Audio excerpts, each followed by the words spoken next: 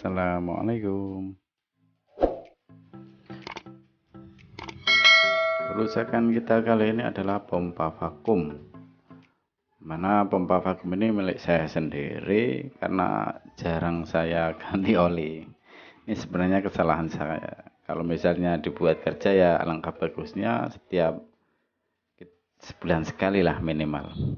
Atau ketika kita melihat kondisi di mana kita pas vakum itu banyak air yang tidak sengaja kesedot masuk. Dan bagian bawah situ tadi yang banyak sekali airnya sampai skrob buat membuang air itu tidak bisa diputar lagi, hancur.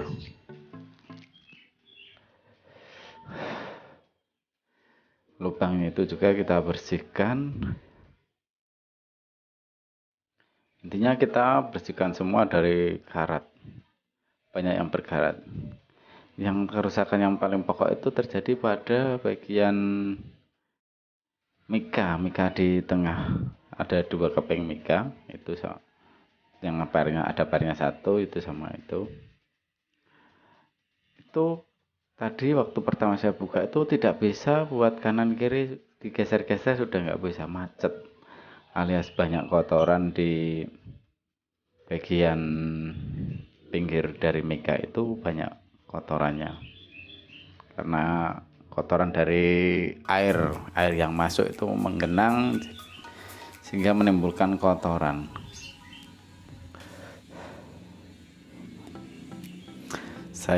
Cara saya adalah membersihkan itu, saya bersihkan dulu dengan bensin, lalu saya pakai amplas yang sangat halus, kasih oli, kita amplas sedikit saja, isik-isik sedikit, diesek-esek sedikit, terus saya coba masukkan dan sudah bisa, berhasil juga, berhasil untuk masuk keluar masuk lah istilahnya, sudah licin, gaya geseknya sudah sangat kecil. Untuk memasukkannya kita masukkan dulu yang ada pernya. Setelah masuk per kita dorong full penuh, nah, gitu full penuh sampai pernya jembul atau terlihat pada sisi sebaliknya. Nah, itu kalau sudah terlihat baru kita masukkan mika yang satunya, begitu, yang ada pernya dulu kita masukkan. Setelah terlihat baru yang ada mikanya kita masukkan.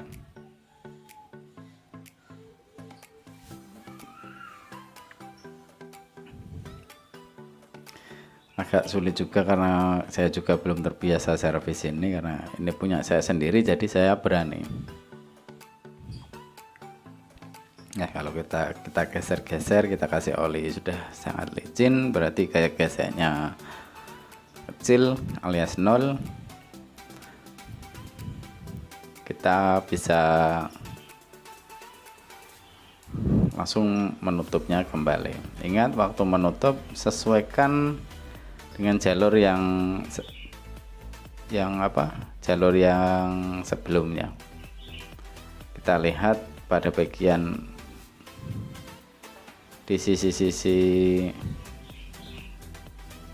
kanan kiri dari as itu ada terlihat jalur penempatan pada pompanya, ruang pompa. Katupnya itu sebagai katup mika yang warna biru itu yang tadi saya amplas. Nah, itu buat penutupnya tadi saya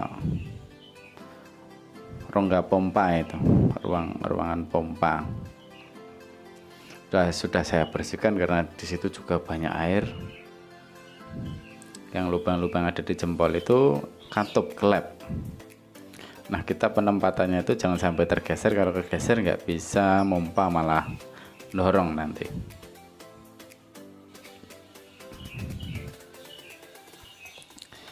Setelah ruang pompa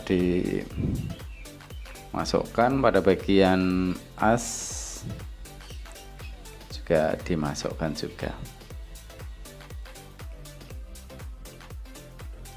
Jangan sampai kegeser-geser, kita harus pas. Bagian rongga bawah yang lebar. Gitu, teman-teman.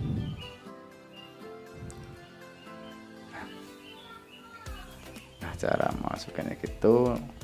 Untuk peletakannya kita harus benar-benar presisi agar pompanya juga kalau berputar itu bisa sedot, bisa dorong. Dan yang dibutuhkan untuk input selangnya sedot.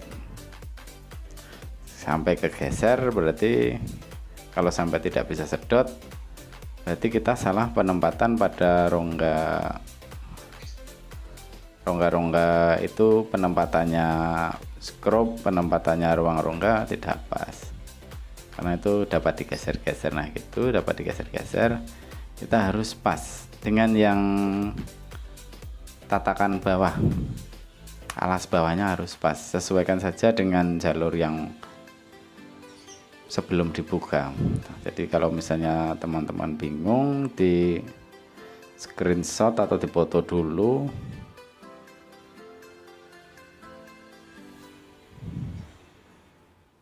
Nah begitu, harus benar-benar pas. Kalau tidak pas akan kecewa.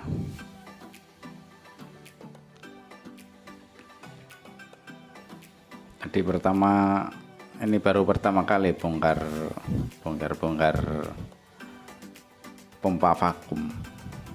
Dulu ada teman juga minta tolong diservis, tapi saya belum pernah, karena bukan punya saya belum pernah, nggak berani. Kalau ini kan saya sudah sering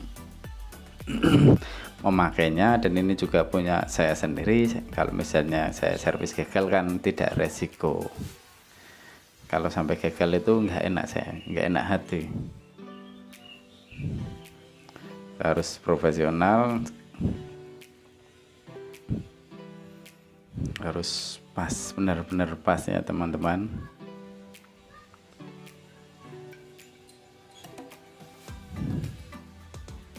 Setelah dirasa pas, kita kencangkan pakai tangan dulu yang kencang, baru kita pakai alat tambahan, screwdriver atau kunci sok atau kunci pas, terserah dari teman-teman yang mana yang teman-teman punya.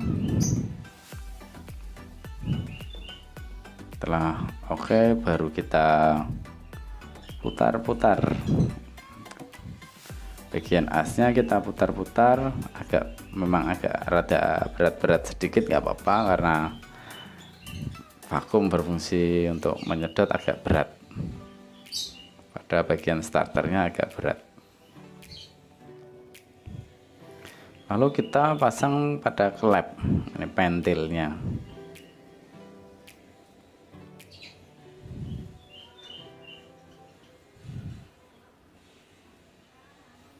Ini pentilnya ada dua, kanan kiri. Ingat ya, sebelum bongkar-bongkar, kalau teman-teman agak bingung, di video. Jadi nanti kalau misalnya ada yang kekeliruan, bingung ini masangnya di mana, ini masangnya di mana, teman-teman bisa dengan mudah membuka video kembali. Ini juga saya agak bingung yang ini pemasangan pentilnya. Tapi intinya kita berlogika bahwa pentil itu harus nutup, karena sewaktu membuang angin ada tekanan, itu bisa buka. Kalau kesedot itu bisa nutup. Jadi kita pasang yang posisi menutup, kita skrup, kencangkan.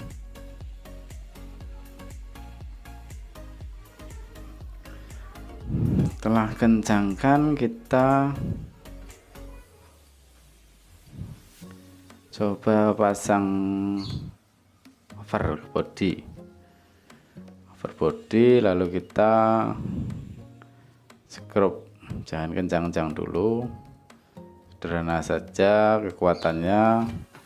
Nanti sebelah nanti kalau sudah pas benar-benar presisi, tidak ada yang mengganjal, baru kita langsung kencangkan.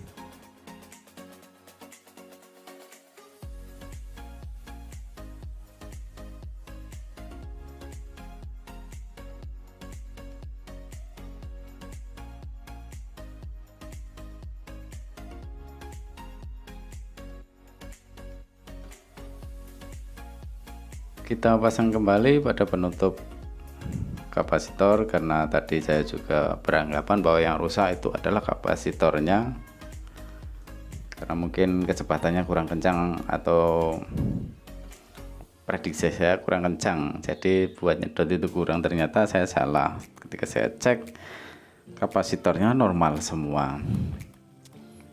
Kita lalu tahap selanjutnya adalah proses pengisian oli. Oke, tadi sebelum ditutup cover depannya itu juga bisa buat dites dulu, pakai disiram-siram oli, terus kita tes bisa nyedot enggak pada bagian pentilnya, dan ternyata bisa nyedot. Lalu berarti langkah kedua tinggal tambahkan oli. Ini saya pakai oli kompresor, tidak pakai oli vakum karena oli vakumnya belum datang, saya juga sudah order.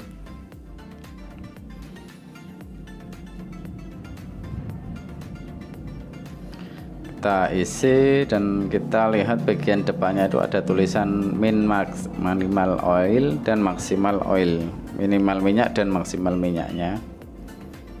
Kita cek ada tulisan min max, itu biasanya saya isi agak di atasnya sedikit, saya kelebihan agak banyak sedikit, itu 3/4. Oke, sekian, terima kasih, semoga bermanfaat bagi rekan-rekan yang keluhannya mungkin sama, bisa dicek pada video ini. Sekian, assalamualaikum.